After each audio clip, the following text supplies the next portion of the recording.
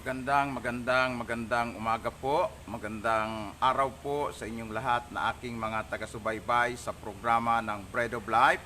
Muli po ang inyong kaibigan, kapatid, kamanggagawa, kababayan ay narito pong muli para po magsagawa ng isang live streaming upang kayo po ay abutin ng salita ng Diyos saan mang lugar kayo naroon upang ihatid ang mahalagang mensahe mula sa ating Panginoon. So, sa umaga pong ito, medyo maaga po at on time ang atin pong live streaming upang medyo mahaba-haba yung oras na ating makonsume. Dahil po may gusto po akong iparinig at ipakita po sa inyo at ito po ay patungkol po dito po sa pag-implement ng pagtatatak ng 666. At ipaparinig ko po sa inyo at kung kayo po ay interesado at wala po kayong kopya nito ay akin pong isesend sa inyo mamaya. So isang mapagpalang araw po mga mahal na kaibigan kamanggagawa dyan sa Amerika, dyan po sa Canada, dyan sa Singapore, sa iba't ibang lugar ng Amerika, especially sa California, at sa mga tagapakinig po natin sa New Zealand, sa lugar po ng Cyprus, sa lugar po ng Australia, China, sa Hong Kong, Macau, sa iba't iba pang bansa, kasama na po sa Spain, Madrid, mayroon po tayong taga-subaybay dyan, at sa iba pang mga bansa, saan man kayo naroon at kayo ay napapasahan po ng akin pong mga pangangaral dito sa programa ng Bread of Life. Mapagpalang araw po ang pagbati ko sa inyo. Yung mga nandyan sa Japan, mapagpalang araw sa inyo, mahal na mga kaibigan, kamanggagawa, mga kapatid kay Kristo. At muli, narito sa Himpapawid ang programang ito upang kayo po ay hatdan ng mabuting balita. Ito ay sa mga anak ng Diyos, pero sa mga hindi anak ng Diyos, minsan yung mabuting balita ay masamang balita para sa kanila. Bakit po? Ay alam ho naman ninyo, pag hindi anak po ng Diyos ay yan po ay nakatakdang dumanas ng matinding kapigatian at kaparusahan mula sa sanlibutang ito at sa kabilang buhay. Kaya yung mga anak ng Diyos magsasaya sapagkat habang kanilang inaaral ang mabuting balita ay lalong napapatatag at napapatibay ang kanilang pananampalataya at ang katiyakan ng kanilang kaligtasan ay hindi pwede nang maagaw ni numan. Kaya magalak ang mga anak ng Diyos. Sa mga anak ng Diyos at kamanggagawa natin dito sa ating minamahal na bansang Pilipinas, mapagpalang umaga po, mahal na mga kapatid, especially dito po sa lugar ng Metro Manila. Mula po sa mga kaibigan, kapatid po natin sa Jesus Dancer Church, dyan po sa Bitter Living, Parañaque. Mapagpalang araw po ang pagbati ng iyong lingkod at pagpalain po kayo ng Diyos sa atin pong mga kamanggagawa sa Jesus the Rock of Salvation sa lugar po ng Pasig sa pangunguna ng mahal nating kamanggagawa, Pastor Ape. Magandang araw po sa inyong lahat dyan. Nandyan din po yung anak kong pastor, si Mark Anthony. At ganun din po ang akin pong kamanggagawa sa Jesus the Word of Salvation, si Pastor ating mahal na kamanggagawa, Pastor Melo. Magandang umaga. At sa lahat ng kanyang mga manggagawa at kapatiran po sa Jesus the Word of Salvation. Batiin din po natin ang ating mga kamanggagawa sa New Life Ministry dyan po sa lugar ng Antipolo. Magandang umaga po sa inyong lahat. At ang ating kamanggagawa, Pastor Glo, ang atin pong isa sa atin pong mga kaibigan dyan sa lugar po ng Antipolo. At sa kanyang mga kasamahang mga leader, magandang umaga po sa inyo, sa lahat ng mga church member. At ganoon din po sa atin pong mahal na kaibigan, kamanggagawa, Pastor Romy Gracia, dyan po sa Burgos Mission Church. Kasama niya po dyan sila Sister April, Brother Mar, na mga masisipag na manggagawa ng ating Panginoon at mga sumusuport sa manggagawa. So pagpalain ng Panginoon ang ating mga kamanggagawa dito po sa Burgos Mission Church sa lugar po ng Montalban. At gayon din ay magpaabot tayo ng pagbati sa iba't ibang lugar pa dito sa Calabarzon area. Pagpalain kayo ng Panginoon. Sa parte po ng Baguio, nandyan sila Sister Edita at iba pang mga kamanggagawa dyan. Sa aking mga nakakachat, mapagpalang umaga po sa inyo at pagpalain kayo ng Panginoon. So minsan hindi ko po naaalala yung mga pangalan nyo, pero naniniwala ako na kayo ay aking mga taga-subaybay sa programang ito at nagpapasalamat ako sa inyo pong napakataas na pag-appreciate ng ating programa na nagiging pagpapala sa buhay ng maraming tao. So batiin po natin ang ating mga mahal na kamanggagawa sa lugar naman po ng Manawag. Diyan po si Bishop sa Gawinit at si Sister Malo sa Binalonan, Pastor Conrad Castillo o Bishop Conrad Castillo sa Barangay Baluling. Diyan din po banda sa may lugar po ng Pangasinan. Sa iba't iba pang lugar, sa Ilocos, hanggang po sa iba't iba pang lugar dyan sa Surigao, sa Mindanao, tayo po ay bumati sa ngalan po ng ating Panginoon. At salamat po na may mga kapatid po tayo dyan sa Dinagat Island na masugid po nating taga-subaybay, si Pastor Emilio Angkoy. At sa iba pang mga kaibig at kapatid sa Assemblies of God, magandang umaga po sa inyong lahat. Yan po sa lugar naman po ng Davao, Davao del Norte, Davao City, Davao del Sur, Davao Oriental.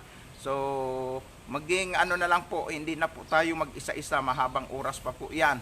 So, sa mga taga General Santos City, yan po sa mga nasa Sultan Kudarat, Cotabato City, sa iba't ibang lugar po ng Mindanao hanggang Butuan, bumabati po ako ng mapagpalang araw.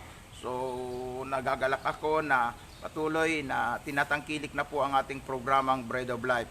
At batiin din po natin ang atin pong mga tagapakinig sa lugar po ng Tunga, Leyte. Ito po ay sa Bisaya. Salamat, Sister Rowena Hikes at sa iba pang mga kamanggagawa dyan. Sa iba pang mga lugar ng Bisaya, mapagpalang araw ang pagbati ko sa inyong lahat. At gayon din po sa parte po ng Palawan, Luzon area po yan. Mayroon po tayong mga kaibigan, kamanggagawa pa dyan sa pangunguna ni Bishop John Vigaunte. Ang atin pong ministry po dyan ay Zion Ministry. Tayo po'y tinatangkilik at nirecognize po tayo bilang evangelist po sa iba't ibang lugar dyan po sa Palawan. At dyan din po sa lugar po ng dulo sa dulo po ng Luzon ito, mga boundaryhan na po halos ito ng Bisaya. Ito pong lugar naman po ng Masbate. Mapagpalang umaga, mahal na mga kamanggagawa dyan, especially sa All for Jesus Ministry sa pangunguna ni Pastor Ronnie Halok at ng iba pa mga kamanggagawa natin sa Dimasalang, Sabaang, sa iba't ibang lugar po dyan po sa Masbate, sa lugar ng Aroroy, sa Pinaka City po, nandyan po ang Victory Church sa pangunguna ni Pastor Ruel Sarco. Batiin po natin sila ng isang mapagpalang umaga. Purihin po ang Diyos at salamat po sa inyo pong patuloy na pagtangkilik sa ating programa. Pagpalain po tayo ng Panginoon. So ngayong umaga po, tayo po ay na sa patuloy na pag-aaral ng salita ng Panginoon. At babasahin po natin ay ang Revelations chapter 15. Dito na po tayo. At kung kayo ay may mga Biblia, kayo po ay makiisa at basahin po natin ang bahagi ng kasulatan. Ito po ang ating Bread of Life, ang pagkain ng buhay. Pagkain na nagbibigay buhay, ang tinapay galing sa langit, ang salita ng Diyos. Chapter 15 ng Aklat ng Pahayag o Revelation. Isa pang kagilagilalas na pangitain ang nakita ko sa langit. May 7 anghel doon na may dalang 7 pang salot. Iyon ang panghuling mga salot na ipapadala ng Diyos bilang parusa sa mga tao. at nakita ko ang parang dagat na kasing linaw ng kristal na may nagliliyab na apoy. Nakatayo roon ang mga nagtagumpay laban sa halimaw at sa imahe nito. Hindi sila nagpatatak ng numero na simbolo ng pangalan ng halimaw na iyon. May hawak silang mga alpa na ibinigay sa kanila ng Diyos.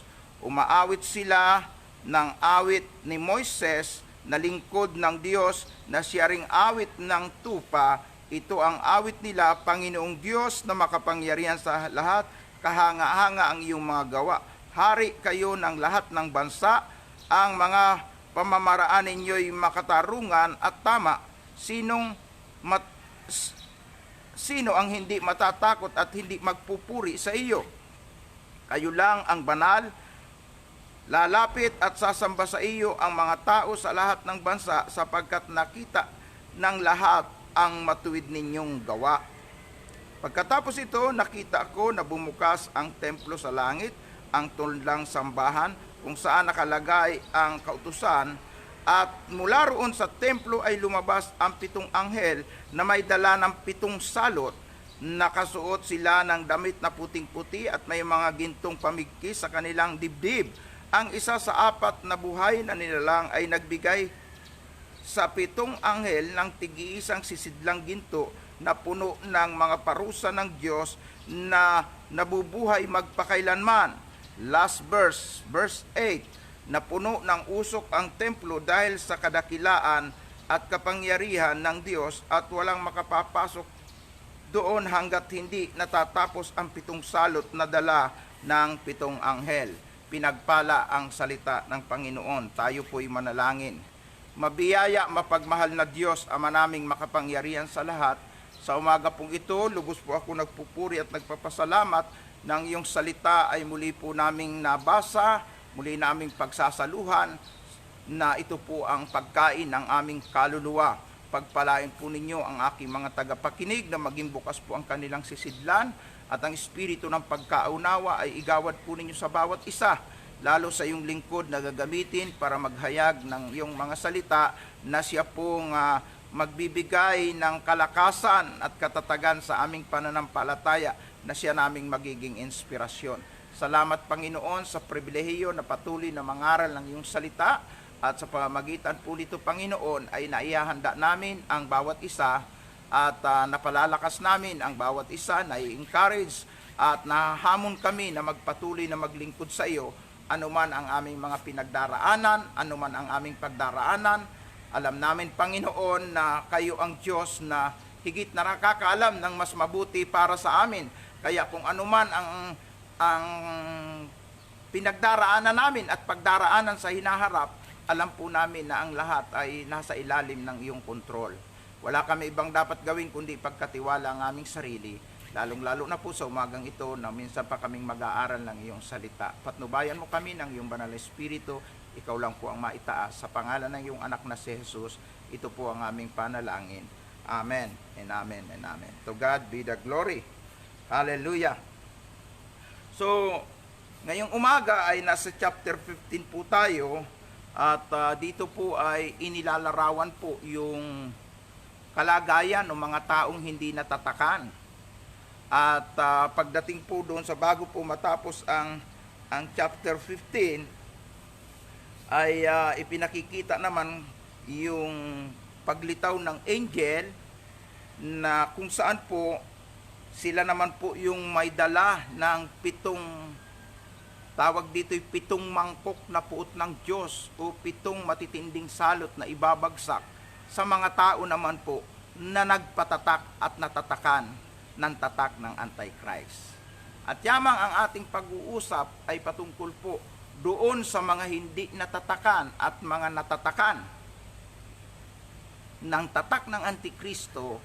Ay minabuti ko pong i-quote o kunin ang isang nakalagay din po ito sa YouTube at naka-upload po sa mga Facebook. Aywan ko lang po kung meron po kayong kopya, at kung wala, message nyo lang po ako, isasend ko po sa inyo.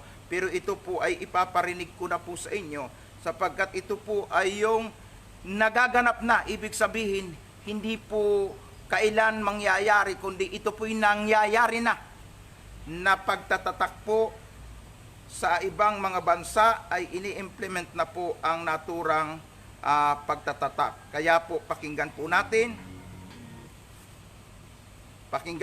ito. People are going to be tracked from the cradle to the grave with microchip implants that digitally store everything there is to know about them, including their finances and their ability to make transactions. That's why I tend to think that the microchip might be the mark of the beast. It says no one can buy or sell unless they have the mark. People all over the world are doing experimental microchipping. Not to mention what's happening now with ID 2020. We're also moving towards a cashless society with every day that passes. This pandemic is carrying multiple agendas forward. The push for centralized control of information, which is censorship and narrative control. The cashless agenda forming out of the economic crash taking place right now, and the fear of passing germs through the use of physical money. Martial law, quarantines, mandatory vaccination, and digital identification via microchipping. This situation is the biggest show of force and seizure of power that anyone alive today has ever seen in their lifetime.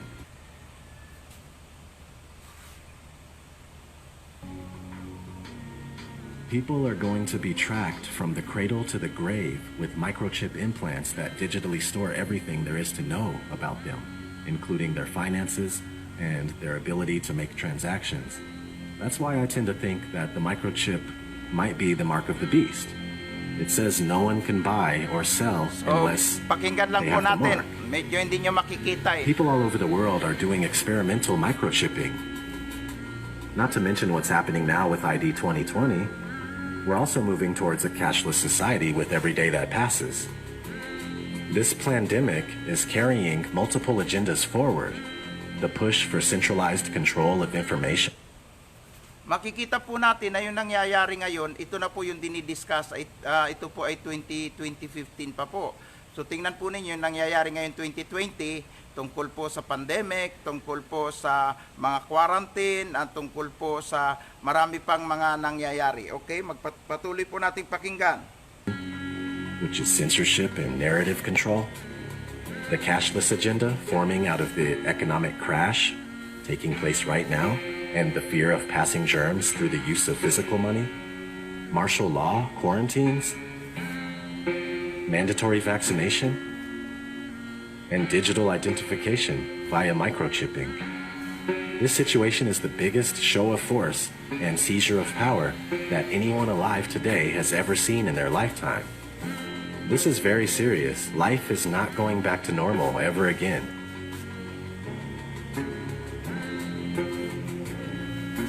It truly is the end of the...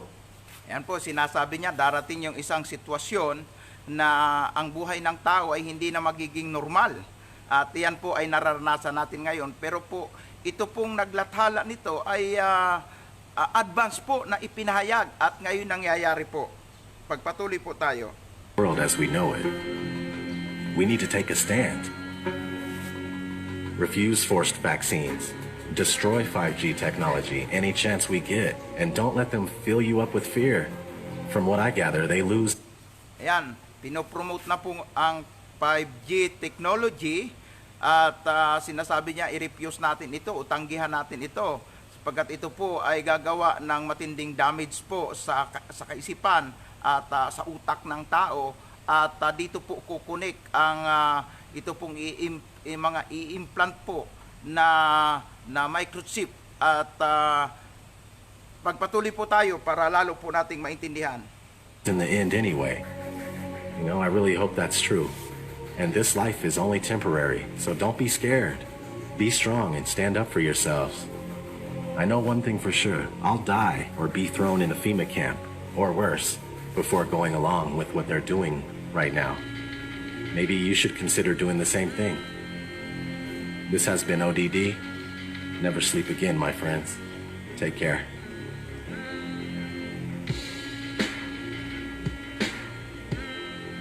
So So this is where the microchip implant story begins.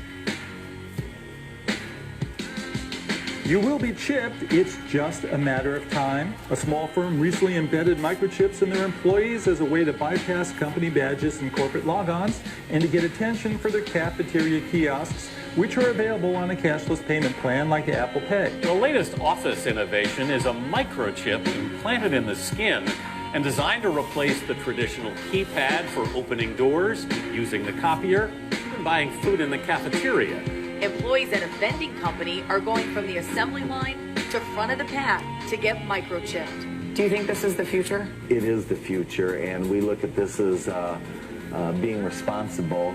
The implant, which has been FDA approved, is the size of a grain of rice and is injected under the skin between the thumb and index finger by a licensed piercer. I think it's the wave of the future that we'll all have implanted chips that have our medical records. So you would do it? Sure. Okay.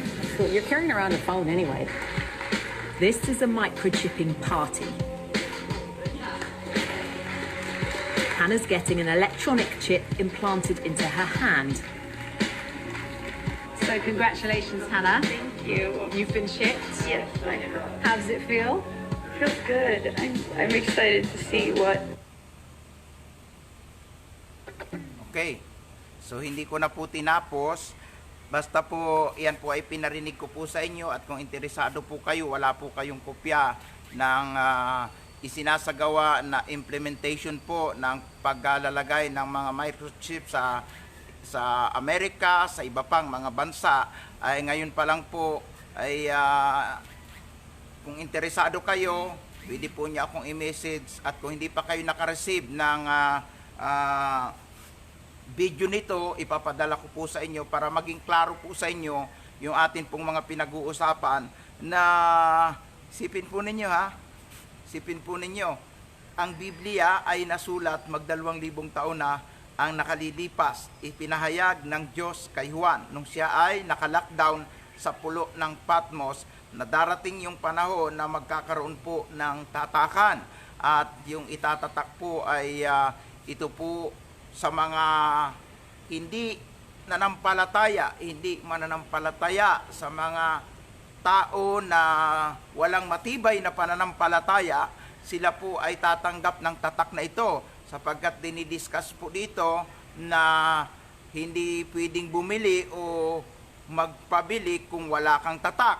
So lahat naman ng tao ay gusto po ay tuloy-tuloy ang transaksyon, kaya po pipilitin nila na sila po o kaya ay sila po ay magpapatatak. Sa pilitan po ito, sa ayaw at sa gusto ay ito po ay gagawin o isasagawa. Kaya nga po dito pinag-aaralan natin sa chapter 13 kasi pinag-aaralan na po natin yung i-implement po na pagtatatak. Ngayon naman ang pinag-uusapan po natin ay ito pong nasa chapter 15 na binabanggit po dito, yung mga hindi natatakan, sila po ay igagathered ng Panginoon. At yan nga sabi ko nga ay doon po sa pagbabalik ng ating Panginoon ay mayroon pong dalawang bahagi. Yung rapture, na posible na ito'y mangyari nasa panahon po ng tatakan. O, sapagkat ini-implement na po ngayon Kaya hindi na po magtatagal yung hinihintay natin Magaganap na po yan yung pagbabalik ng ating Panginoon. Sapagkat yung 5G technology ngayon, yung pag-implement ng mga microchip na inilalagay sa noo at sa kamay.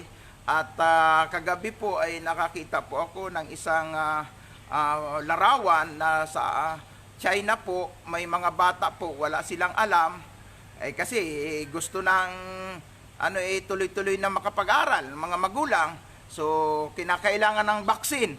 Akala nila yung vaccine na yun ay gamot para antivirus. Hindi nila alam, nadaya sila na sila inilagyan ng vaccine na yun, nandun na po yung microchip, may tatak na.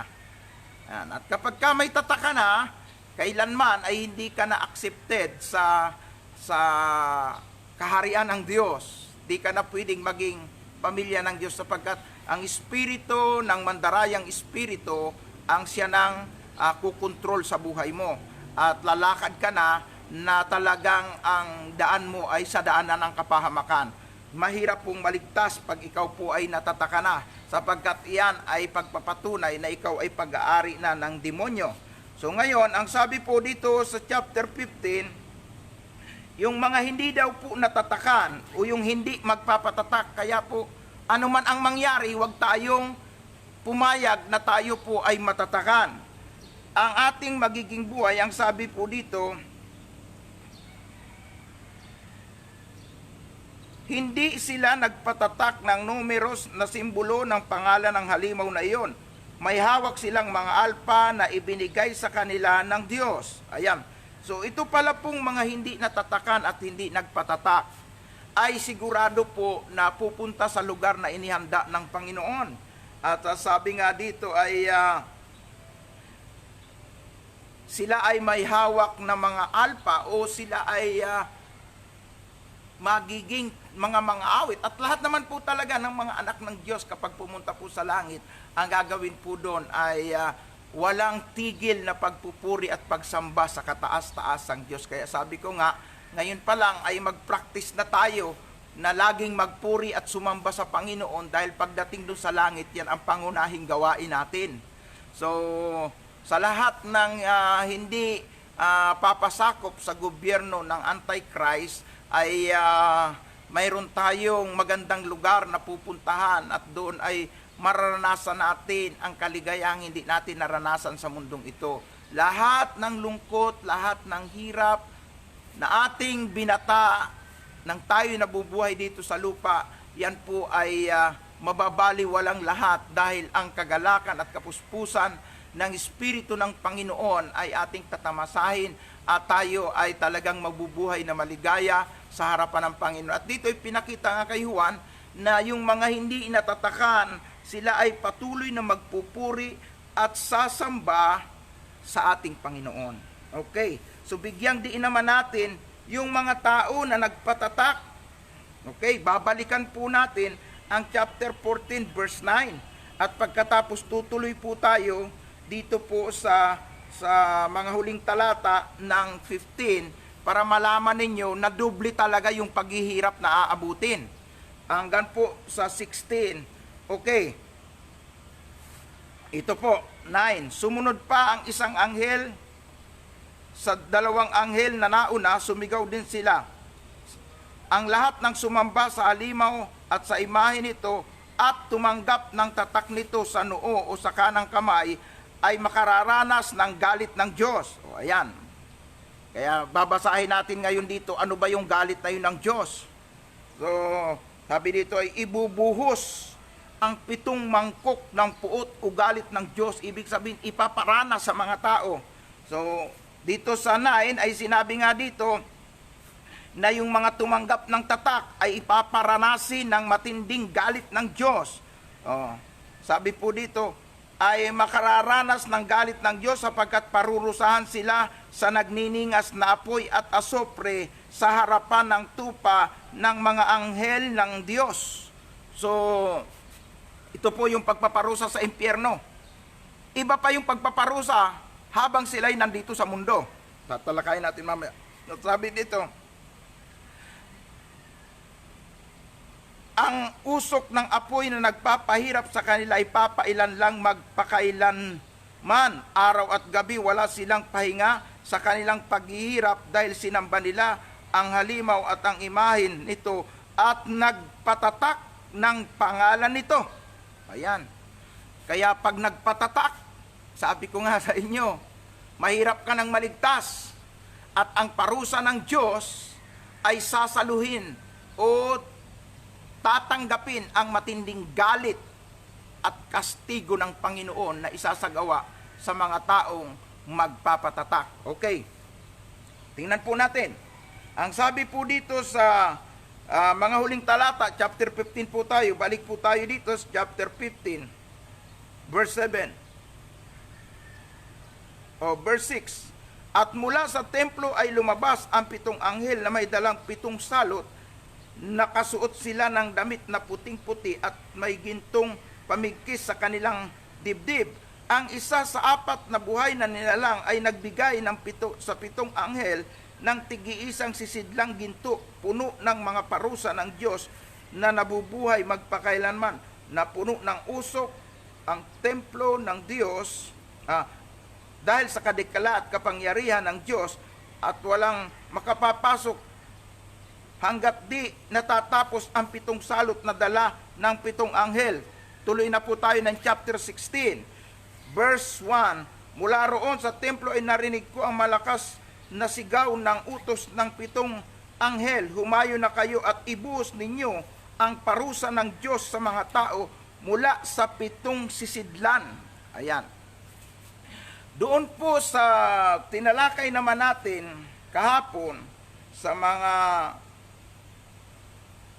huling mga talata po ng chapter 14 ay ipinakikita po doon na mayroon pong angel na inutusan bumaba magdala ng karit, at yung karit po ay sabi diyan mag-harvest ng mga ubas, pero yung i-harvest na ubas tumutukoy po yun doon sa mga masasamang tao, sa mga natataka ng Antichrist, at dadalhin sila sa pisaan. At yung pisaan po, ang sabi po sa verse 19 ng chapter 14, balik-aral po ito sa kahapon, ang sabi doon, kaya inani niya at inilagay doon sa malaking pisaan ng ubas. Ang pisaang iyon ay ang parusa ng Diyos. Pinisa ang mga ubas sa labas ng lungsod at umagos ang pisaan. Sa pisaan ang dugo, bumaha ng hanggang 300 kilometro ang layo at 1 dipa ang lalim. O ito po, pag-uugnayin na po natin. Yung daw po ay bumaba na yung angel, ay ibig sabihin at isinakatuparan na po ang pagpaparusa. At paano po ang parusa o pagpisa sa mga tao na mga masasama at makasalanan? Ito po yung may mga tatak ng Antichrist, yung mga nagpatatak, babagsakan po sila ng matinding puot ng Diyos. 2 po ang aabutin. Paparusahan na sa buhay na ito, at pagdating sa kabilang buhay, doon pa sila ilalagay sa apoy, at sabi doon, sila ay paparusahan araw at gabi, wala silang kapahingahan doon sa kaparusahang ng Diyos sa impyerno. Ayun, kaya grabe po. At dito naman sa lupa, babagsakan sila ng katakot-takot na salot. Kaya yung iba nag-i-enjoy, di ba?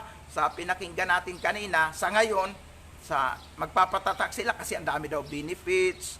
So, hindi mo na kailangan ng marami pang mga documents, at hindi mo na rin kailangan ng pera pag may tatak ka. Kasi nandun na yung information mo, nandun na din yung account mo. Hindi ka na rin gagamit ng ATM, darating yung araw dyan. Pag ikaw ay may tatak, yun ang noo mo pagka tinapatan ng laser gun, o kaya yung kamay mo pag itinapat ay makikita nila na nandun lahat ng information, nandun yung account mo, nandun yung pera mo. So, kahit wala kang pera, makakapamalingki ka basta't may tatak ka. So, ganyan po ang mangyayari. At ngayon pa lang, ay sinasanay-sanay na tayo na sa pamagitan ng tinatawag na COVID tracker, na hindi ka makapag-transaction, wala kang COVID tracker, wala kang quarantine pass, diba? So, ngayon pa lamang, alam ko introduction na ito, paghahanda na ito. Hindi na ito lalayo sa atin ngayon. Talagang ito'y mangyayari ngayong kapanahonang ito, ang pagtatatak. Kaya nga po, kawawa po yung mga anak na, pero hindi naman po kawawa pag anak ka ng Diyos, kahit hindi po makapag-aral yung anak mo, wag lamang matatakan, wag lang magkaroon ng tinatawag na vaccination. Ito'y gagamitin nila ay salitang vaccination para daw protektado, para hindi madapuan ng virus. Pero ang totoo, iyong tatak na yun o vaccination na gagawin ay pandaraya lang po yun para lang ma-implant po yung microchip, na kung saan ang mga anak nyo pagka pinalagyan nyo ng vaccination ay magiging pag-aari na po yan ng Antichrist. Kaya pag pumayag po kayo, so ang anak po ninyo ay magiging pag-aari ng Antichrist. At kung siya ay pag-aari ng Antichrist, oo, maaring maraming benefits sa ngayon, sa ngayon. Nakakapag-aral, marami pa mga transaksyon na pwedeng magawa kapag ikaw ay may tatak sa ngayon. Medyo maluwag pa. Kasi ang sabi doon sa nakaraang pangangaral ko sa chapter 6 ng Revelation, yung may suot, yung nakasakay sa kabayong puti na may hawak na pana, yun po kasi ay kumakatawan po yun. Napapayagan po ang Antichrist na mamayagpag, magtagumpay, na i-implement yung gusto niya. Kasi sa kaunting panahon, lahat ng paraan gagawin niya para makuha ang maraming mga tao. Kasi papayagan pong magtagumpay. Kaya sa ngayon, ay matagumpay na isasagawa na po ito sa iba't ibang bansa. O ngayon sa Amerika, kinontrol pa po yung 5G network. Pero sa iba pong mga bansa, tinangkilik na po. At ito po ay umiiral na. Alam po ba ninyo, bumili po ako ng isang SIM card. Kasi nga po, nagka-problema yung Sun SIM ko. Ang nangyari po, pagbili ko po, sabi ko, talk and text. Kasi mahina yung signal dito ng Globe at TM sa lugar ng Cavite. Pagtingin po, may nakalagay na po, ready. Ready for 5G.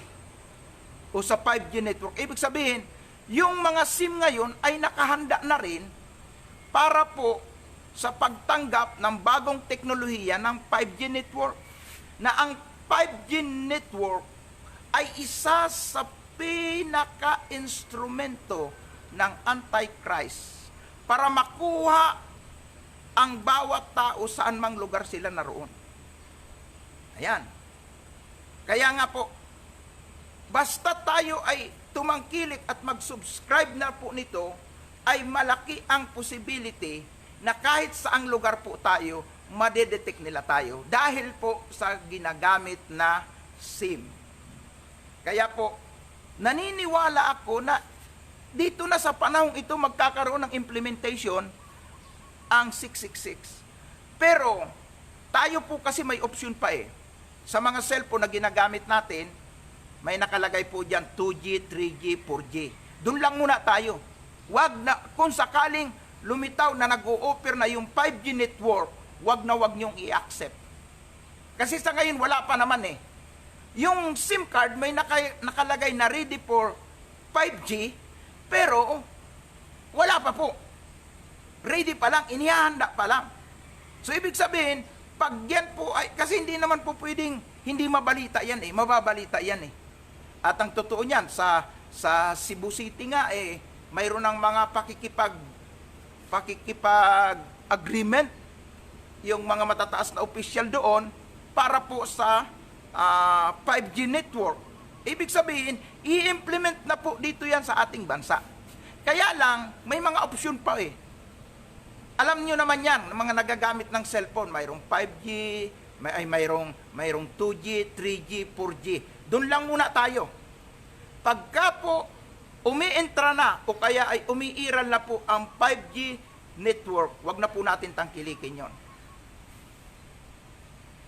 Okay. Bakit po? Kasi po, magkakaroon sila, titrace nila po tayo kung nasaan tayong lugar. At alam nyo naman ngayon, lahat tayo, lalo na mga gumagamit ng ATM, pare-pares naman tayo, gumagamit ng ATM. Mayroon po kasi tayong mga record eh. Kayo na mga gumagamit ng passport, kayo na mga gumagamit ng account. Lahat po yan, may mga record po yan. So, ibig sabihin, ang complete information natin ay naka-attach na po sa ating gobyerno. At dahil naka-attach na po ito sa ating gobyerno, kapag in-implement po ang, hindi natin alam kung sa susunod na presidente o sa ilang taon pa ang lilipas, in-implement na po itong by force na vaccination na dinadaya lang ang tao, pero ang totoo ito'y paraan para mataniman ang tao ng microchip na nandoon information natin at nandun din po yung tatak ng 666, alam mo ninyo, dapat maging matalino po tayo dito. So, kahit na po medyo masakit at mahirap, kayong mga magulang, kayo na ang magiging teacher ng iyong mga anak. Kung kayo ay Kristiyano. Bakit po? Ay obligahin kayo eh. Hindi natin alam kung anong taon o kailan yan na sa pilitan na, yung mga gusto magpa-enroll, magpa-vaccine muna kayo. Siyempre yung mga tao na wala namang kaalaman sa salita ng Diyos, hindi nakarinig sa programa nating ito, hindi nakaalam doon sa tinatawag nating pag-i-implant o gagawing vaccination, sige sila na sige, kasi lahat ng magulang gustong magpaaral eh. Kayo dyan, di ba gusto ninyo maluwag na transaksyon, ATM nyo magamit ng maayos, makapag-transaksyon kayo ng maayos sa bangko. Kaso hindi ka makakapag-transaksyon eh, kung wala ka nung tatak. Di ba? Binanggit ko kanina, yung tinatawag na COVID tracker. Alam po ninyo, kumuha po ako ng quarantine pass. Hindi pala pwede kung walang COVID tracker. Tingnan po ninyo. Kaya sabi ko ngayon pa lamang, sinasanay na tayo na sa mga transaksyon na hindi tayo malaya. Ang pinaka-bottom line, ang pinaka-root talaga nun, hindi ka na malayang mag-transaksyon nang hindi ka dadaan sa mga kinauukulan. May dadaanan. Kaisipin po ninyo ngayon eh. Magta-travel po kami papuntang Bicol. Ang haba po ng proseso. Mula sa barangay, hingi ka ng quarantine pass, barangay certificate. Pagkatapos, pupunta ka ng DSWD. Pagdating doon sa DSWD, mayroon pang mga hahanapin sa iyo. At ikaw ay papupuntahin ngayon sa pulis. Pagdating naman sa pulis, may mga pipilapan ka doon. Pagdating doon, maghihintay ka ngayon ng approval kung kailan ka pwedeng mag-travel. At kailangan, bago ka mag-travel, ay nagpa-quarantine ka, nagpa-swab test ka. Ang dami pong mga proseso eh. So pagkatapos po noon, pag binaba na yung travel pass, babalik kayo ngayon sa DSWD. So hindi na, anong ibig sabihin nito? Ipinakikita lang po mga kapatid, mga kamanggagawa, na hindi na tayo malaya. May controlling spirit na kumikilos. Di ba, ang pakikipagbaka natin ay laban sa mga hukbong espiritual ng kasamaan na namamayani sa mundong ito. At ang hukbong espiritual na yan, ang mga kampo ni Satanas, ang mga kampo ni Antichrist, ay kumikilos na ngayon sa ating gobyerno. Sa lahat ng gobyerno, umuoperate na para ipakitang kukontrolin ang tao. Kasi ang tawag po sa mga espiritu ng diablo at espiritu ng mandarayang espiritu, ng mga demonic spirit na ito, controlling spirit yan. Kontrolin ang tao. Pag hindi ka na malayang magbiyahe, kailangan mo ng ganitong mga proseso, kailangan dumaan ng DSWD, kailangan dumaan ng pulis, kailangan dumaan ng barangay, kailangan may COVID tracker ka, kailangan may quarantine pass ka. Ang ibig sabihin yan, hindi na tayo malaya. Gising, hindi na tayo malaya. Nandiyan na. Puspusan na ang pagkilos ng mga mandarayang espiritu na pati mga Kristiyano kinukontrol na. Isipin mo, pati mga pagsamba, hindi na malaya. Pag kayo ay nag-fellowship ng more than 10, hindi na, questionable na. Hindi na malaya. Ang pagsamba sa Diyos, hindi na malaya. Mga prayer meeting na more than 10, mga gathering, hindi na malaya. Magbiyahe ka, sumakay ka ng tricycle, pinayagan nga yung tricycle, pero hindi pwede yung mag-asawa magsama sa isang tricycle. Obligado, kung kayo bibiyahe, 2 tricycle kunin nyo. Nagpapatunay lang, hindi na tayo malaya. May controlling spirit na kumikilos. At darating yung araw, lahat ng tao gustong malaya na magparuot parito, bumiyahe dito, magsagawa ng kanilang mga transaksyon. Dahil sa kagustuhan nila na medyo maalwan, hindi sila magtiis, hindi sila maghirap, susunod sila kung ano yung mga ipapagawa. Dahil ngayon pa lang, obligado tayo eh. Sabi ko, total, ready for ano na ito eh, sa government ng Antichrist. Punta na tayo sa mga lugar na pwedeng hindi tayo nila makontrol. Ngayon, dito kayo sa city, mamuhay kayo dito sa city. Kung mayroon kayong magandang bahay, hindi na ninyo iiwanan yan.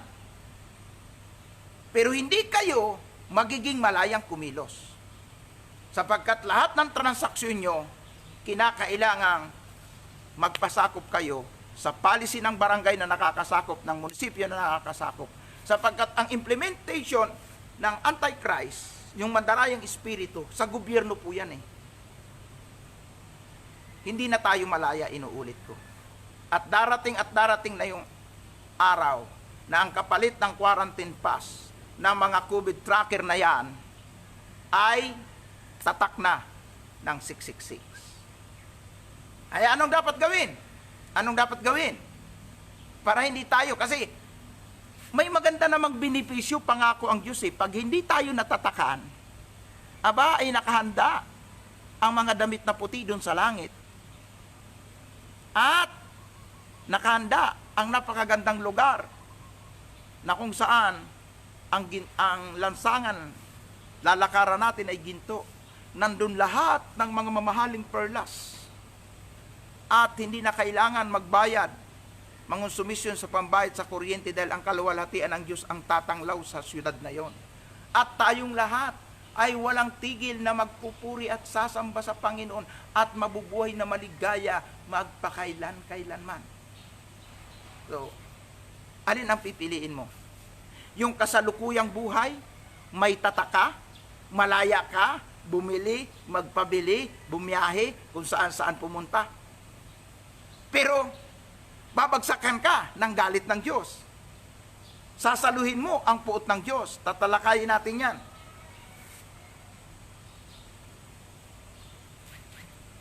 Malaya ka ngayon.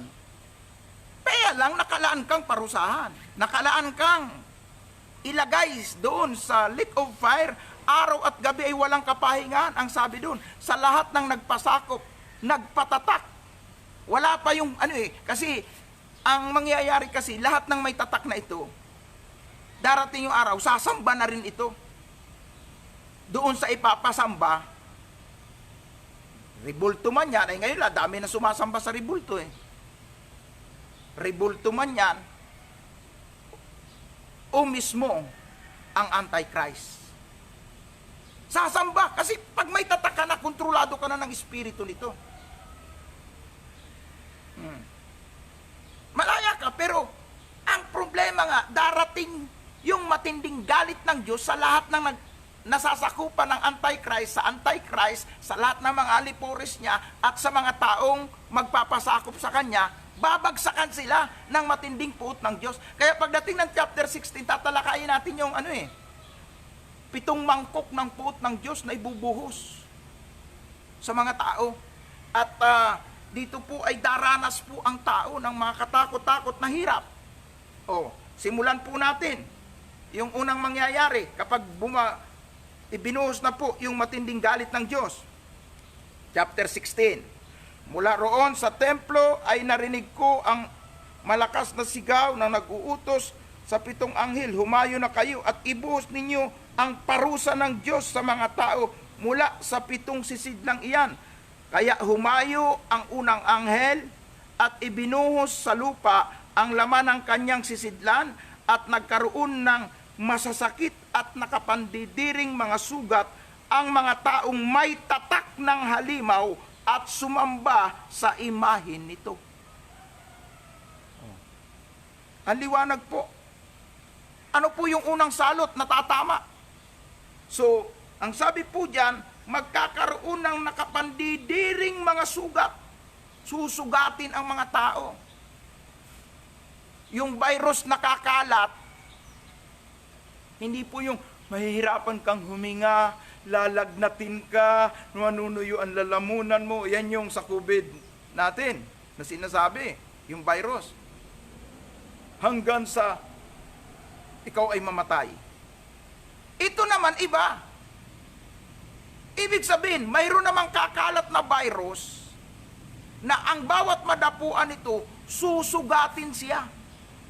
Magkakaroon siya ng mga nakakapandiri. Oo. Lahat naman ng tao siguro nakakita na ng sugat. Ako po kasi, nang ako'y madisgrasya, nakaranas po ako ng 58 na sugat. At yung pinakamalalang infeksyon, inabot ko po. Kaya naamoy ko po yung masamang amoy ng maraming sugat mismo sa sarili ko. Hindi po yun bunga ng salot. Bunga nga po ng aksidente. Pero itong inilalarawan na darating na kakalat ang salot ng sugat, paparating pa lang po ito. Kasi sa ngayon, nandun pa lang sa sitwasyon na ang tao ay tanggap na nila kung anong sistema yung ipapatupad ng gobyerno. Kung mag-vaccination, actual na paglalagay ng implant sa kanilang mga kamay. So pwede, kung wala ko po kayong kopya nitong pinaririnig ko sa inyo kanina, pwede kong isend sa inyo at doon makikita po ninyo na marami na po, ay tuwan-tuwa pa nga po yung mga nagpatatak eh. Kasi ang dami pong mga benefits niyan. At alam po ba ninyo, pagsakay nyo ng LRT, hindi na kailangan ng card. Ganun na lang po, itapik nyo lang yung kamay nyo, o kaya tapat nyo lang yung noo nyo, lusot na po kayo. Ganun din po sa mga mall. Kung ano mga transaksyon nyo. Kaya nga lang po, ito po, sa ngayon maluwag. Sa mga darating na taon, medyo maluwag-luwag pa. Pero darating yung panahon. Pahirap po ng pahirap yan. Hanggang bagsakan ng matinding puot ng Diyos. Anihin. Sabi diyan, aanihin. Pipisain. Paparanasin ng maraming hirap. Nabanggit ko na, isa dyan sa maging dahilan, baabaha ang maraming dugo. Eh yung mga digmaan. Magaganap. At dito naman sa binasa natin, chapter 16, magkakaroon ng salot na ang virus nakakalat, pagsusugatin ang tao at magkakaroon ng nakapandidiring sugat. Ayan, una pa lang yan. So basahin pa natin ang mga kasunod. Ano pang mga kasunod na mangyayari? Para maintindihan ninyo kung ano ang daranasin ng mga natatakan at magpapatatak at magpapasakop sa gobyerno ng Antichrist dahil malapit na po yang ma-implement. Okay? Sabi po dito, ibinuhos ng ikalawang anghel ang laman ng kaniyang sisidlan sa dagat at ang dagat ay naging parang dugo ng patay na tao, namatay ang lahat ng nilalang sa dagat. Pagkatapos ibinuhos ng ikatlong anghel ang laman ng kanyang sisidlan sa ilog at ang mga ilog ay naging dugo ang lahat ng naging dugo ang lahat ng mga ito.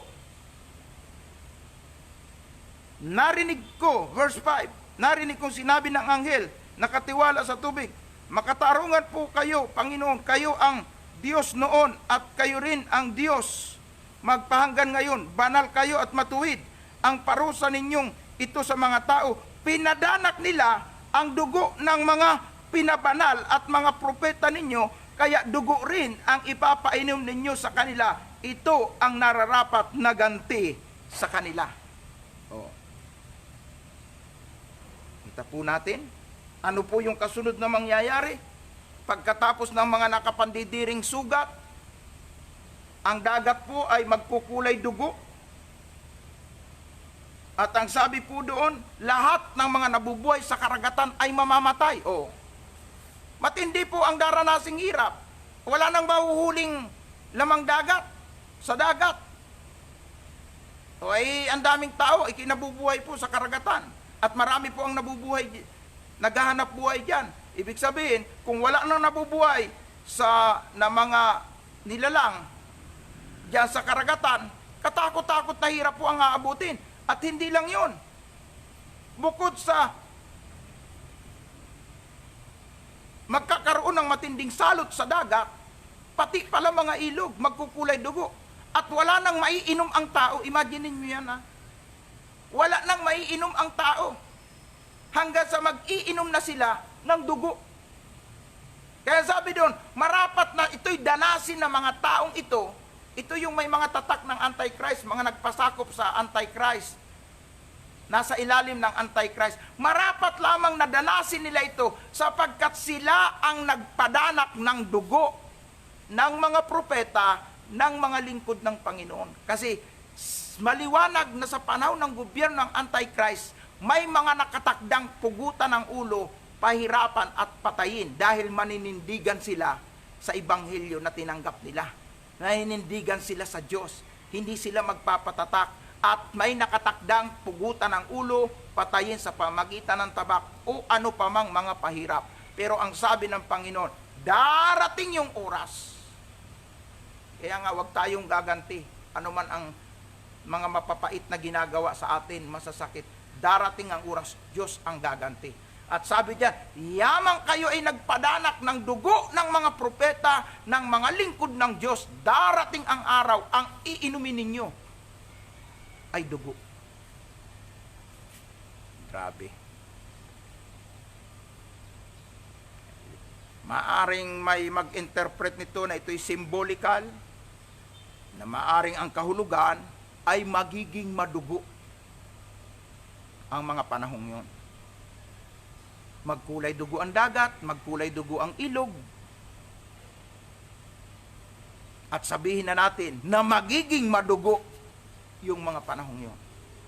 Pagdating ng ikalawa at ikaatlong salot. At ito po,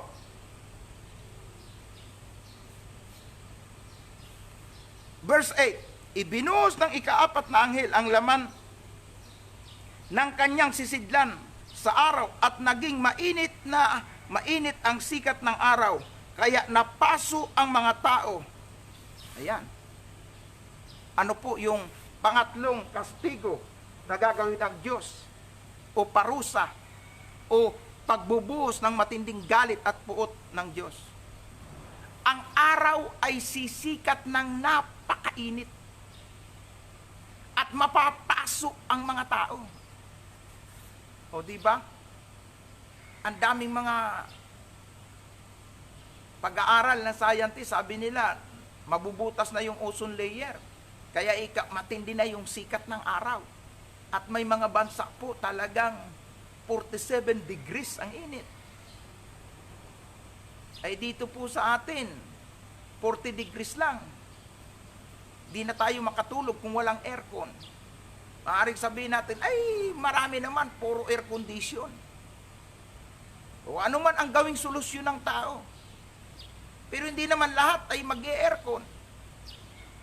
Isipin po ninyo, pag ang araw ay tumindi na ang init nito, may mabubuhay pa bang mga halaman?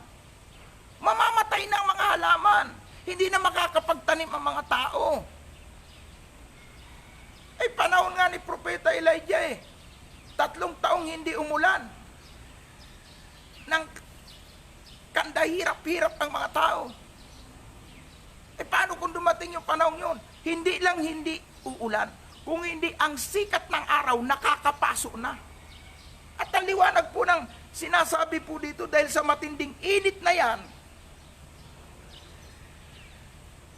ang mga tao po ay mapapasok, masusunog sa init. Iyan po yung mga daranasin. Ngayon ang tanong, kasama ba tayo dyan? Hindi.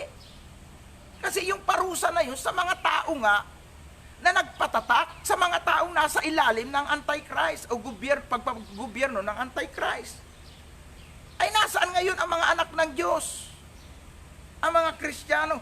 Nandun po sa binasa natin sa chapter 15, nang sabi doon, at verse 2, at nakita ko ang parang dagat na kasing linaw ng kristal na may nagliliyab na po'y nakatayo roon ang mga nagtagumpay laban sa halimaw, at sa imahe nito hindi nagpatatak ng numero na simbolo ng pangalan ng halimaw na iyon. May hawak silang mga alpa na ibinigay sa kanila ng Diyos. Ibig sabihin, ang mga tao na papasok ng matinding init, nakakaranas ng salot, nagiging madugo ang ilog, dugo ang dagat, wala nang mga nilalang sa dagat. Nandun yung mga salot na dinaranas sila, pero ang sabi doon, ang mga walang tatak, ipinakita ng Diyos na ito ay nandun sa isang lugar na tila kristal na lugar ang kanilang kinalalagyan, na ang sabi po doon ay mayroong nagliliyab na apoy sa paligid at nakasisilaw na lugar. Aba! Alam po ninyo, dalawa po yung apoy eh. Apoy ng impyerno at apoy na nandun ang kaluwalhatian ng Diyos. Hindi po yun nakakasunog. Diba? Nung umapir si Lord doon sa panahon ni Moises, nakikipag-usap doon sa puno. Nag-aapoy yung puno, pero hindi nasusunog. May apoy din, pero nandun ang kapuspusan, nandun ang presensya, nandun ang kaluwalhatian ng Diyos. Na kapag yun ay bumaba sa iyo, ikaw ay maging spirit-filled. Pupunuin ka ng kagalakan at kapuspusan ng Espiritu Santo. Apoy din po yan, pero nandun ang kaluwalhatian ng Diyos. Pero yung apoy na ipaparusa sa mga nagpatatak, iba po yun, sapagkat ang daranasin ng tao, paghihirap, pagdurusa mula sa buhay na ito. Hanggang sa sila po ay dalhin doon sa last destination nila, ang lake of fire. Araw at gabi papahirapan. Tandaan po ninyo ha, Revelation chapter 4 verse 9 hanggang 10. Mababasa po ninyo hanggang 11 pala. Doon yung mababasa kung anong klaseng apoy ang ipaparanas doon sa mga nagpasakop at nagpatatak sa Antichrist. Kaya, ano yung payo sa ating mga naglilingkod sa Panginoon? Ang sabi yan, kaya nga, verse 12 ng chapter 14, kaya nga, mga pinabanal ng Diyos at sa mga sumusunod sa kanya mga utos at patuloy na sumampalataya kay Jesus, kailangang maging matiisin kayo sa buhay na ito. Mag-sacrifice tayo, ang ibig sabihin. Mag-sacrifice tayo. Di baling mag-sacrifice, magtiis tayo, basta wag tayong magpasakop, wag tayong magpatatak sa Antichrist. Sabi dito, verse 13, pagkatapos may narinig akong tinig mula sa langit, isulat mo ito, mapapalad ang mga taong naglilingkod sa Panginoon hanggang kamatayan. Ibig sabihin, anuman ang pagdanasan o daranasin natin, anuman ang mga sakripisyo na gagawin natin, wag lang tayo matatakan. Ang sabi ng Panginoon, mapalad kayo kung gagawin ninyo yan hanggang kamatayan. Bakit? Ano yung pangako? May pagkapahinga ang inihanda ang Diyos sa atin. Magpapahinga tayo sa lahat ng ating mga hirap. Magpapahinga tayo sa lahat ng ating mga tiniis na sakripisyo. May kapahinga ang inihanda ang Diyos. Magpapahinga sila, ang sabi doon. So kung may paghihirap, may pagtitiis tayong daranasin, may inilaan ang Diyos na kapahingahan. Nandoon magsasama-sama tayo, na napapalibutan ng nakasisilaw na liwanag na nandun ang kaluwalhatian ng Panginoon. At doon ay magsisipagpuri at sasamba tayo sa ating Panginoon. Pero yung mga tao na nagpatatak, sila naman ay susugatin na sa ibang mga nabasa natin, gugustuhing mamatay, hindi mamamatay. Na sila po ay darating sa sitwasyong madugo. Dugo ang magiging dugo ang dagat, mamamatay ang lahat ng nilalang, magiging dugo ang mga ilog. Kung ito man ay tumutukoy sa matinding war o literal na dugo, basta't ang alam ko, isang madugong sitwasyon ay ipagkakaloob o ipaparanas sa mga tao na natatakan ng Antikristo, sumamba, nagpasakop at sumunod sa gobyerno nito. Kaya nga, napakaganda ng ganitong klase ng pag-aaral. Bakit po? Nakapag-iisip-isip tayo at naihanda natin ang ating sarili. At kapag ka dumating na yung panahon na yan, at ikaw ay nagpatatak, maaalala mo ang mga ngaral na ito. O kaya dumating yung isang sitwasyon na mape-pressure ka na, alalahanin mo ang mga paalalang ito. Kaya nga, alam mo ninyo, pinagsisikapan ko po na lahat ng lecture ko at pangangaral ko ay masave. Nakalagay po ito sa, mayroon po akong 2 account sa Facebook, parehas ko pong isinave dyan, at bukod pa roon, mayroon na po tayong YouTube. Medyo mahirap po. Upload po ako ng upload. Yan pala, uubusin ang load mo yan. Upload po ako ng upload po ako ng upload sa YouTube. Bakit po? Hindi ko po alam. Baka ako'y mauunang kunin ng Diyos sa inyo. Baka ako po ay biglang makaranas na ng maagang pag-uwi sa Panginoon.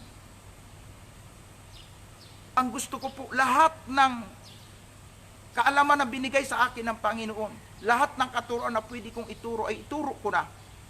Para pag ako'y kinuha na ng Panginoon, makikita ninyo sa YouTube yung marami kong paalaala. Lalo na sa mga anak natin at sa mga apo natin, sa mga bata pa, na kapag mapapanood nila yan, at i-implement na ang tatakan, maaalala nila na mayroong isang nangaral, na mangangaral, na huwag magpapatatak, sapagkat aariin na kayo ng demonyo, at nakatakda na kayong parusahan sa buhay na ito, hanggang doon sa kabilang buhay, pagdurusang walang hanggan sa apoy at asupre na inilaan sa mga taong nagpasakop sa Antikristo, sa mga taong nadaya ng mandarayang espiritu, sa mga taong matitigas ang ulo. Kaya nga, mga iniibig kong mga kapatid, ako'y nagagala sapagkat ini-extend ng Diyos ang kalakasan ko para po sa kaalaman ng hindi nakakaalam. Ako po ay nagkaroon ng tumor sa aking lower part at tinanggal po ang isang part ng aking bayag dahil sa tumor. At sinuri ito, positive cancer. At ang sabi po ng oncologist, doktor ng cancer doon sa Davao, wag ko daw pong baliwalain. Dapat po akong magpa-chemotherapy, magpaparadiation, sapagkat hindi sila nakasiguro na ang virus ay hindi kumalat sa aking katawan. Pero ako'y nanampalataya sa Panginoon. Kung ako nga patay na, wala na akong dugo, nabuhay pa, 58 lahat ang sugat ko, diabetic ako, gumaling, tinanggalan ako ng mga buto, hindi na ako dapat nakalakad dahil nga left and right na mga paa ko nadurog dahil sa pagbangga ng truck, hindi na ako dapat makalakad, pero pinatubo ng Diyos yung bagong buto.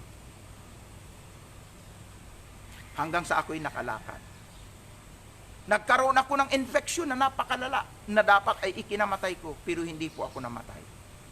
Sa mga pinagdaanan kong ito, nangusap sa akin ang Panginoon. Ang cancer na yan ay magiging patutuo mo. Karagdagang patutuo para dakilain at luwalhatiin ang kanyang pangalan. Yung sabi ng doktor na dapat po ako ay i-chemotherapy, yung sabi ng doktor na dapat ako i-radiation, na dapat ako ay mag-take ng mga iresita nilang gamot. Tinalikuran ko po yun. Hindi ko po ginawa.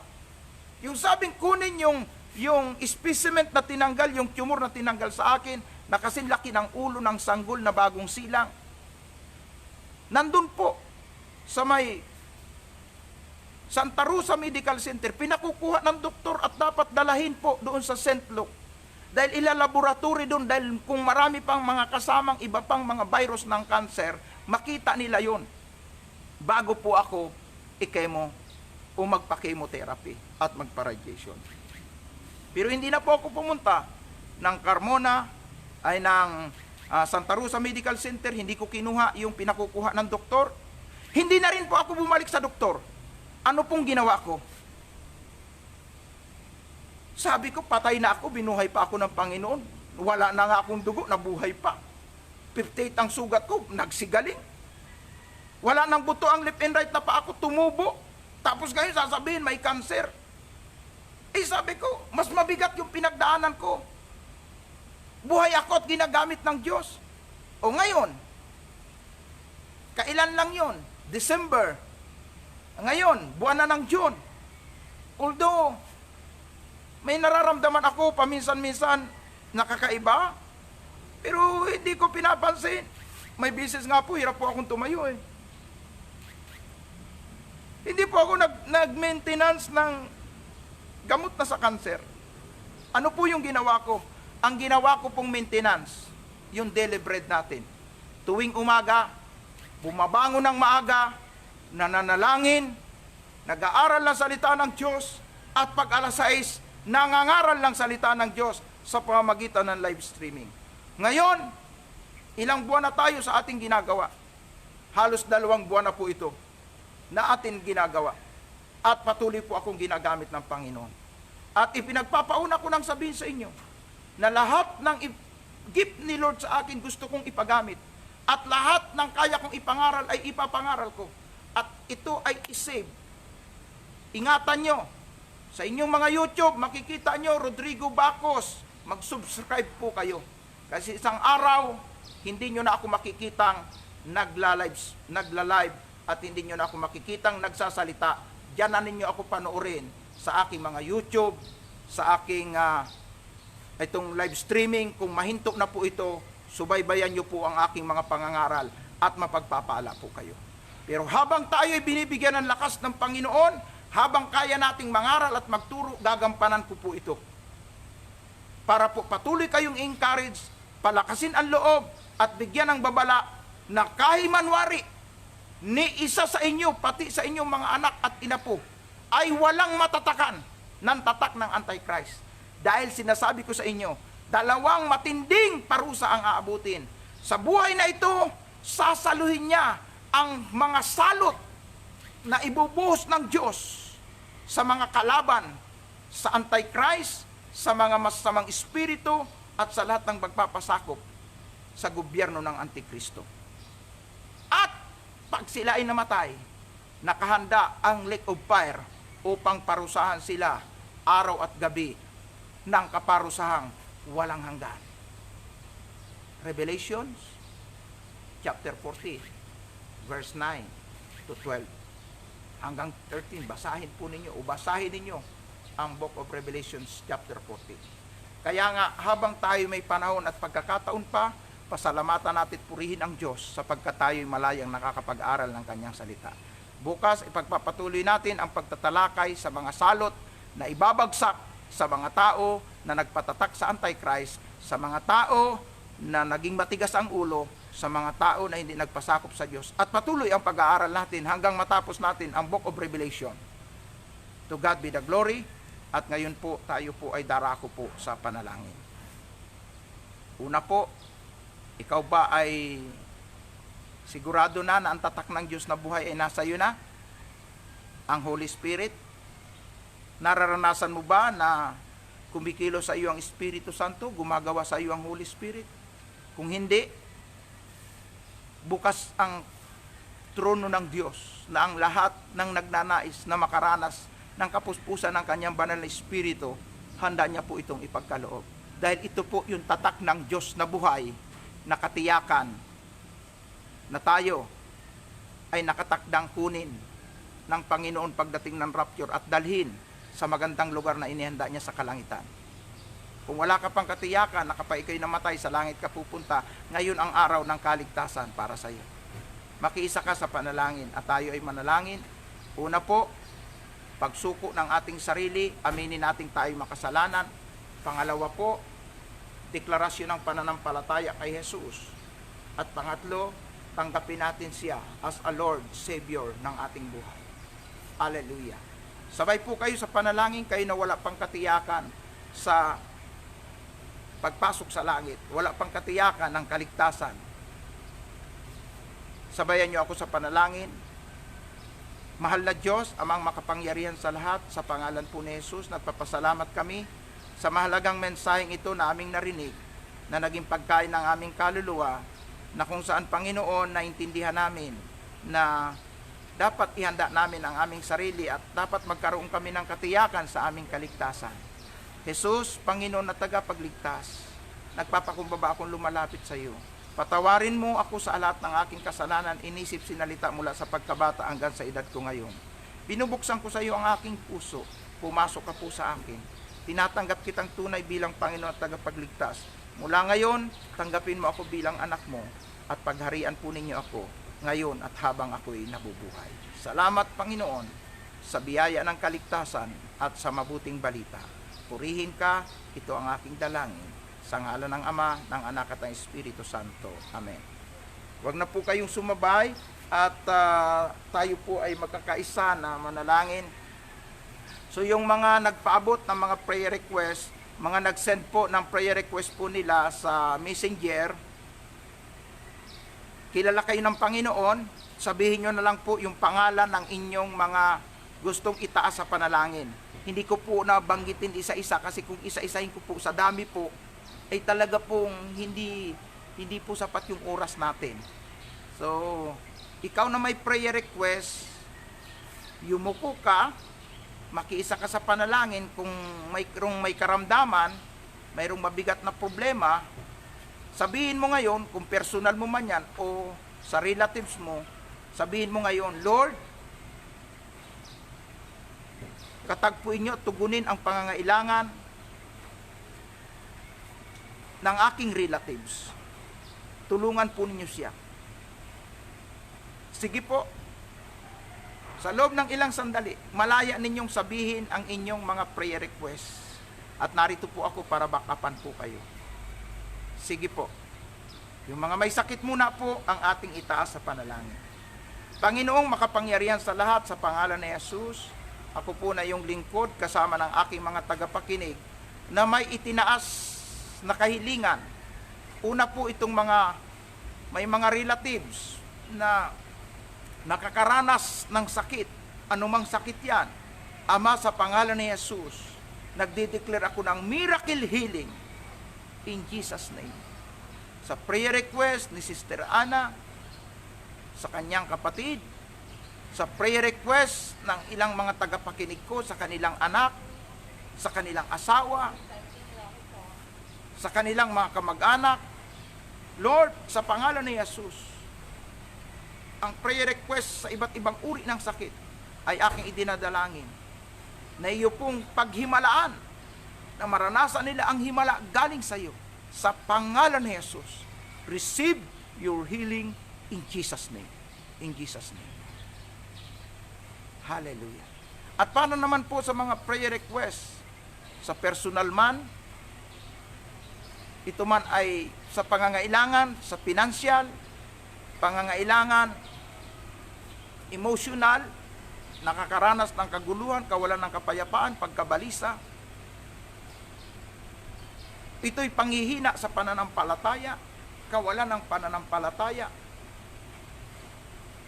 Lord, sa pangalan ni Jesus, anumang kahilingan ito, anumang pangangailangan ito, iunat mo po ang iyong mapagpalang kamay, abutin ang aking tagapakinig, na maranasan niya ang iyong banal na hipo, ang milagro mo, Panginoon, at tunay nga, tulungan mo sila na lalo pang maging matibay sa pananampalataya, na kapag ikaw ay nagbalik, Panginoon, hindi mo sila madatngang nanlulupaypay o nanghihina, kundi bagkus, Panginoon, madatngan mo sila na mayroon silang maalab na puso na naglilingkod sa iyo. Higit sa lahat, Panginoon, nanalangin po kami na ang mga wala pang tatak ng Espiritu Santo na ngayon ay nakikinig, Lord, iparanas mo ang banal na Espiritu mo sa kanilang buhay. Tatakan po ninyo sila, Panginoon, at ito ay maging assurance ng kanilang kaligtasan sa pangalan ni Jesus. Sa pangalan ni Jesus. At loobin mo, Panginoon, na sino man sa aming mga relatives, aming mga mahal sa buhay, ay hindi makontrol ng controlling spirit na umiiral sa mundong ito under ng mandarayang espiritu ng diablo. Sa pangalan nga ni Jesus, palakasin mo ang aking mga kapatiran, mga kaibigan, mga kamanggagawa, mga taga-subaybay, para po kami ay mayroong lakas at tapang para tanggihan at aming makilala, ma-discern namin ang mga demonic spirit na kumikilos para kami linlangin. Lord, proteksyonan mo kami. Wisdom, knowledge, power, anointing, Lord. Ilagay po ninyo sa iyong mga anak, sa iyong mga lingkod, sa aking mga tagapakinig, para walang anumang espiritong mandaraya na magtagumpay sa amin. Lord, ihanda mo kami, i-guide mo kami kapag lumala na ang sitwasyon at sapilitan na kami na gugobyernohan ng Antichrist. Iligtas mo kami, Panginoon. Ngayon pa lang, ituro mo na, Panginoon, ang mga lugar na pwede naming puntahan. Ituro mo na, Panginoon, ang mga probinsya na dapat naming uwian. At sa mga lugar na yan, Panginoon, bigyan mo kami ng karunungan paano namin ihanda ang aming sarili. Para kung umiral na po ang sapwersahang pagtatatak, hindi kami matatakan. Sapagkat kailanman ay hindi namin nais na mahiwalay sa iyo. Lord, kami at ang buong sambahayan namin, Panginoon, ay tunay nga na iyo pong iligtas. Inaangkin namin, kami tinawag mo, hindi sa kaparusahan, kundi para magmana ng buhay na walang hanggan. Salamat, Panginoon. Salamat po, purihin, luwalhatiin ka. Sa pangalan na iyong anak na si Jesus. Ito po ang aming panalangin. Amen. In amen. Amen. Salamat, mahal na tagapakinig at taga-subaybay sa programang ito. Muli po, ang inyong lingkod, Evangelist Rodrigo Bacos from Carmona, Cavite, ay nagpapasalamat sa inyong pagtangkilik sa programang Bread of Life na sumasahing papawid every 6 a.m. in the morning dito po sa Pilipinas. At kung kayo'y napagpala, send po ninyo sa mga chat group nyo, sa inyong mga relatives at sa mga tao na gusto po ninyong makarinig ng mensaheng ito, makarinig sa mga live streaming natin. Pwede nyo pong pabuksan, lalo na yung may mga internet, may mga wifi, buksan nyo po ang aking YouTube channel, Rodrigo Bacos. I-type nyo po yan. At nandyan po ang ating video na reenactment ng 700 Club. At nandyan na po, naka-download na po at patuloy na dina-download ko po yung araw-araw na ginagawa nating pangangaral dito po sa atin pong Daily Bread. Pagpalain po tayo ng Diyos at muli magandang araw po sa inyong lahat.